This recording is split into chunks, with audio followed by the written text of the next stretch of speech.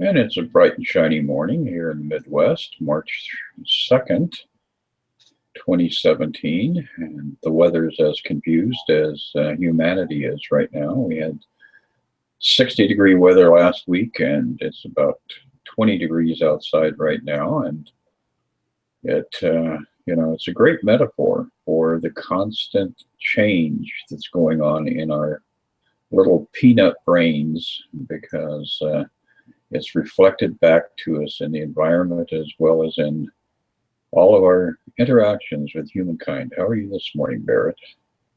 I'm doing pretty good too. Yeah. The weather is always a little interesting.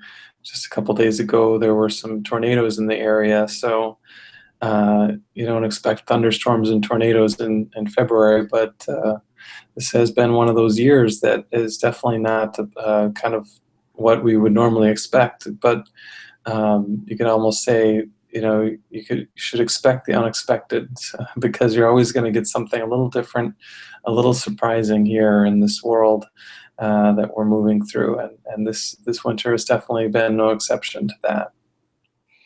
Yes, it's unfolding all around us in all directions, and that's even more incentive for us to put our faith and expectation in the one thing that is a source of continuity, and that is in God. Because, boy, if you're putting all your faith and trust in Democrats and Republicans and Christians and Muslims and all of these other isms, you're pretty much going to be subject to the same forces that we see effective in nature. Tornadoes all over the place right now. Yeah, yeah. Yeah, and I think it just really fits with that beautiful idea that we want to we want to build our house upon the rock. And as you said, that rock is God, that rock is truth, that rock is love, that rock is peace. And so often we're actually putting it on everything but that. We're expecting this world to be our source of calmness, our source of security, and while it may seem to temporarily give us a bit of security, that's the best this world has is a temporary bit of security. And something that comes and goes like that is not really secure. That's why, as long as we're looking for it here in this world, our search is just going to continue and continue and continue until we make that switch and say, no, I want what really is solid, what really is stable, what really is worthy of putting my trust into it. And at a certain point, we all get to that turning point on our path where we say, I need something that actually works because we've tried all these different paths here in the world, and one by one they show us that they don't really work, and we want something better than that. Exactly, and it's kind of interesting how tangibility is always a factor. That we think, oh, I've got $6 million in my bank account, I'm secure, or I've got this or that, and there's always something that is a cause of taking us down an avenue that proves to us that nothing in fact is secure in the tangible world. So we have to learn how to stay on that invisible bridge and trust in that which cannot be seen, because as we continue to put our trust and faith in that unseen factor, then we start to see situations around us take on a different temperature, and conditions around us start to become much more manageable. So it's a thing of not trusting your senses and learning how to trust that inner vision, that inner connection to the whole source of eternity. Yeah, yeah. So, and I think that word trust is really good because what it says is that we're always trusting in something. And the question is, what are we putting our trust in? What are we putting our faith in? Are we putting our faith in something that is worthy of it or something that's not? And it really fits in nicely with as we keep going through the text in chapter 23. We move on to section 3 today, which is entitled Salvation Without Compromise. And he starts right off saying, "Is it not true you do not recognize some of the forms attack can take? If it is true attack in any form will hurt you, and will do so just as much as in another form that you do recognize, then it must follow that you do not always recognize the source of pain." And what he's saying here is that, oftentimes we say certain types of attack are justified. When we talk about, it's okay to attack in self-defense, or it's okay to attack, in this circumstance, but not in that. Certain wars even are just, and certain wars are unjust or unprovoked. And so we have these sort of distinctions, but what we're seeing here is anytime we're making someone wrong for what they have done here in this world, that is some form of attack. And we really need to start to be more sensitive to that and realize the judgment that we're making, because whenever we're judging someone else for what they have done or said, we're actually on a deeper level judging ourselves. And ultimately, we're not judging ourselves on doing or saying something, but on the very idea that we have torn ourselves away from that oneness. This very idea of separation itself is our sort of scarlet letter that we wear, even if we're not always conscious of it. And what we want to do is we want to see that that's what's going on, and then choose something else instead. So again, whenever we start to see what the deeper issue is, all of a sudden now we have a new possibility. We have a way that we can be that's not coming from a place of judgment and sadness. It's actually coming from a place of love and peace and truth. Exactly. It's that boomerang effect. We do, no matter how much we sugarcoat the reality, we do have that darker intention whenever we are attacking anybody, even in the most seemingly benign way. It continues. Their attack in any form is equally destructive. Its purpose does not change. And this is where it gets really interesting. Its sole intent is murder. And what form of murder serves to cover the massive guilt and frantic fear of punishment the murderer must feel? He may deny he is a murderer and justify his savagery with smiles as he attacks, yet he will suffer and will look on his intent in nightmares, where the smiles are gone, and where the purpose rises to meet his horrified awareness and pursue him still. So, when we're imagining ourselves correcting somebody, oh, this is your mistake. Here, let me fix this. Let me fix your thinking. On the surface, it seems very, helpful, actually. We're just doing this good deed on our brother's behalf to bring them around so that they see through the same lens that we see through. But when you go deeper and deeper and deeper into the exploration of the ego, you begin to realize, oh my God, the ego has only one intention, and that is the destruction of everybody and everything it encounters, ultimately. So we really have to get past that tendency to try and wrap things up in, a beautiful wrapping paper and be honest about what we're looking at here, because every form of attack has only one outcome. It's putting your faith and trust in the ego to protect you, and that's probably not the best thing you could do. Yeah, yeah. And it's not a fun thing, because the wrapping paper might look pretty, but but sometimes we need to look at what's underneath the surface, and to really explore what's there, and not do so with a condemning or judgmental attitude, but actually with a kind, patient, peaceful attitude.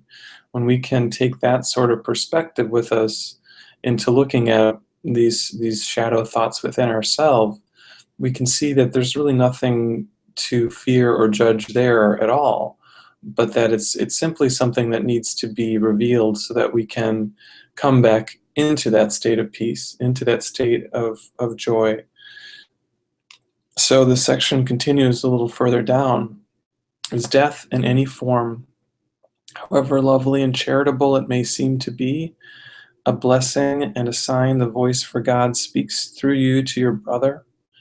And this actually is right what you were saying, Chris. The wrapping does not make the gift you give. An empty box, however beautiful and gently given, still contains nothing, and neither the receiver nor the giver is long deceived. Withhold forgiveness from your brother, and you attack him. You give him nothing and receive of him but what you gave. So again, it's not about the cover, it's not about the form that something takes, it's always about the content. Is the content of what we're giving generosity, beauty, love, peace, joy? Or is the content some version of anxiety or fear, judgment or condemnation?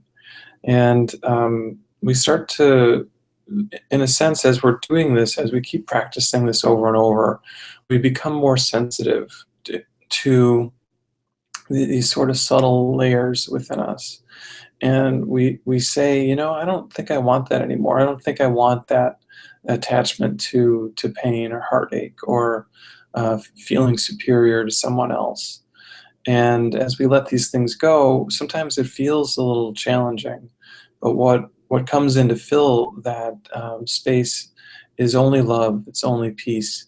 And that's what we're always moving towards. And that's why this is a path worth pursuing, because it reveals to us what's always been here. And as we set aside the false, the true simply is revealed for always having been here. Exactly. It's very much anchored in the whole level of what is real, what is your reality. And that's again where it goes back to that constant back and forth that we experience when we're trying to justify the material world, because everything that you are embracing is dissolving right underneath you and right around you. I remember when I was a youngster and in junior high school and first encountered the whole idea of the atom, which of course is the foundation of the molecule.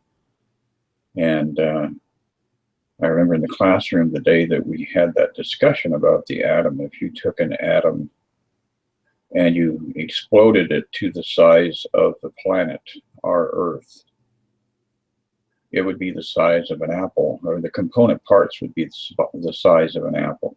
Mm.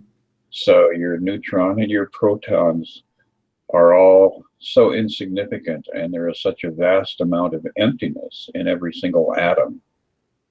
And I'm, in this classroom thinking, well, we're having a discussion here about some form of lunacy. This is absolutely crazy. It makes absolutely no sense at the greater depths you go into it. And of course, a couple of years later, I came across a statement by Einstein where he said, everything is an illusion, albeit a very persistent one. Hmm. So he had made his way through physics to that region where he saw the nothingness of what we are surrounded by. And he had ongoing collaboration with Tagore, who was an Indian mystic in the 40s and 50s. And the two of them collaborated to give physics more of a spiritual dimension and to bring spirituality into a more physical kind of dimension. So at that early age, I realized, This is all a farce, and we're holding on to it and trying to convince ourselves that it's real. And there is a humorous aspect of that, but there's also a certain tragedy in it when you start to really recognize the depth of what is going on. But Yeah, it's go ahead. true. Yeah, there's this real resistance within us oftentimes to seeing the truth of what you're saying, Chris, that there is really nothing here, that all of the forms that show themselves and move through time and space, they don't add up to anything. They're even less significant than that apple core, at the center of the Earth, that is the neutrons and protons. There's actually nothing to it, and I think this is one of the harder ideas to really get, that Jesus shares with us in the Course, because it seems to threaten who we think we are. That as long as we're identifying with a body, as long as we feel like we are an individual self, to have him basically say, no, that's not true. That's not what you are. Everything you've thought that you are is just a dream. A part of us feels pretty triggered by that. But if we stay with it, what we see is that we start to really experience what is behind the form. And what's behind the form is really beyond words, but it is that experience of totality, it is that experience of endless love, and then this limited and limiting sort of belief in separation, it becomes less and less appealing. We realize that it doesn't give us what we thought it would. It doesn't deliver on its promises, and it becomes gentler and smoother for us to set it aside and to start to have genuine experiences of the truth. Exactly. And that kind of ties into this next paragraph. It says, salvation is no compromise of any kind. To compromise is to accept but part of what you want, to take a little and give up the rest. Salvation gives up nothing. It is complete for everyone. Let the idea of compromise but enter, and the awareness of salvation's purpose is lost because it is not recognized. It is denied where compromise has been accepted. For compromise is the belief salvation is impossible. It would maintain you can attack a little, love a little, and know the difference. Thus, it would teach a little of the same can still be different, and yet the same remain intact as one. Can this, or does this make sense? Can it be understood? And that really is, the bottom line. And it gets us to that jumping off point where we're finally beginning to recognize that you can't have a foot in the sand and a foot on the bedrock. There is no hot and cold combined. There is no gray space. You have to be either black or white, hot or cold. And once you start to break the atom apart and look at the nothingness within it, then it starts to become much less desirable. And so it makes the idea of compromise much more absurd. Yeah, it's sort of like that scene in The Wizard of Oz where, the wizard is very scary, and but then all of a sudden they realize that it's actually just a little guy pulling some levers behind a curtain, and before you get there fully, he's like, "Oh, do not look behind the curtain. Please ignore the man behind the curtain." There's no real power here in the ego, except for our belief in it. There's no real truth to the idea of separation, except our thought that there is. And just like when Dorothy and her friends looked behind the curtain, they were not afraid of the wizard anymore. They knew there was nothing there. As we look behind the curtain at the ego, and that's why we're going into a lot of these, sort of intricacies. What is the ego all about? As we do that, we see, there's not really any power here. There's not really anything that I need to be scared of. And it's a process for sure for us to go to this curtain and pull it back. But the outcome is always the same. The outcome is always a return to peace. It doesn't mean we feel peaceful like right away in an instant, but it does mean that if we stick with this, if we keep doing our forgiveness and keep turning our fear and our guilt over to spirit within, that we can't miss. And the reason we can't miss is because we've actually already completed the journey, as Jesus says in the section on the journey without distance. It's a journey that doesn't go anywhere. It just helps us to see what already is so. So, this idea of not there being no compromise in salvation just means that we can't go part way. We can't go a little bit into heaven. We are either completely in the oneness of God's love, or we're not. And it's impossible for us to not be there, although it is possible for us to have a belief that we're not there. And that's what's led to this whole experience of suffering and challenge and heartache in different ways. And we're starting to wake up. We're starting to put aside the sharp-edged children's toys and to realize that what we really want has always been here, right at hand.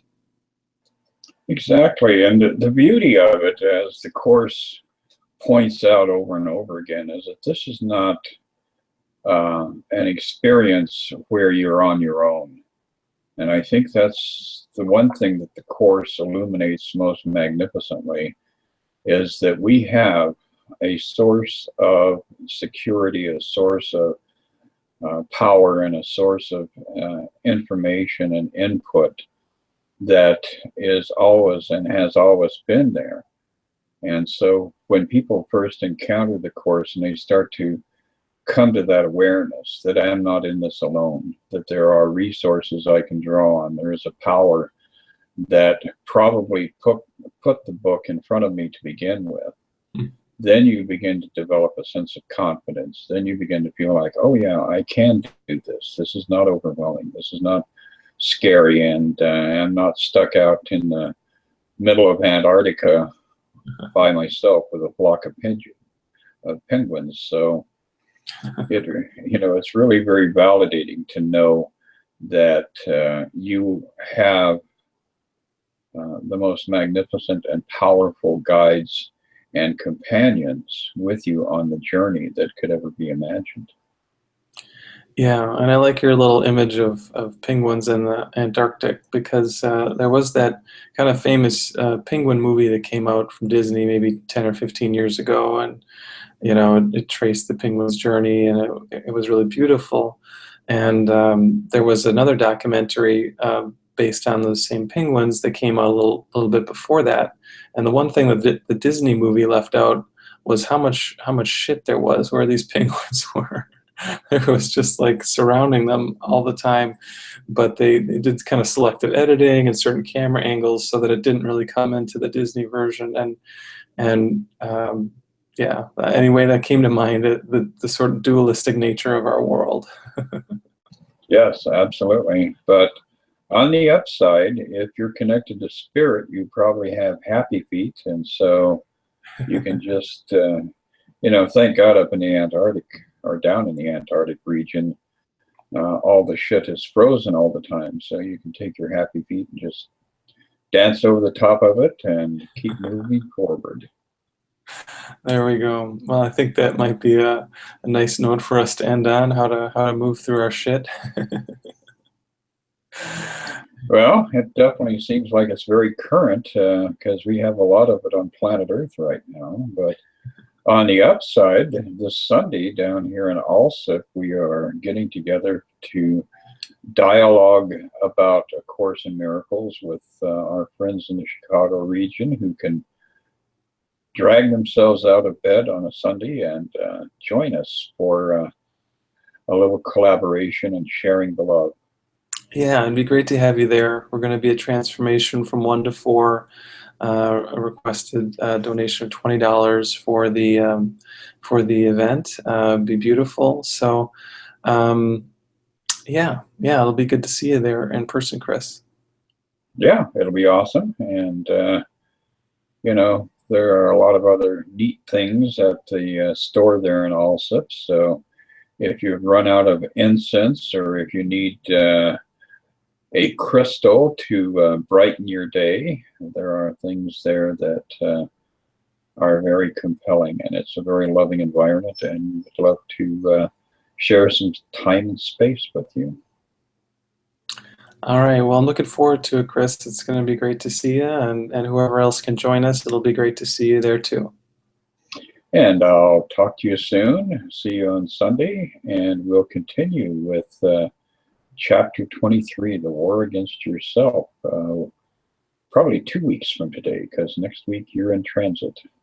That's right. I'll be out in Sedona Yoga Festival. So if anyone hearing this is in the Sedona area, come join us at the Sedona Yoga Fest, and I'll be doing readings and healings there to help you move through whatever is ready to be set down in your life. Great. Well, Barrett, safe journeys, and we'll convene again soon. All right. Sounds great. Be well. Bye.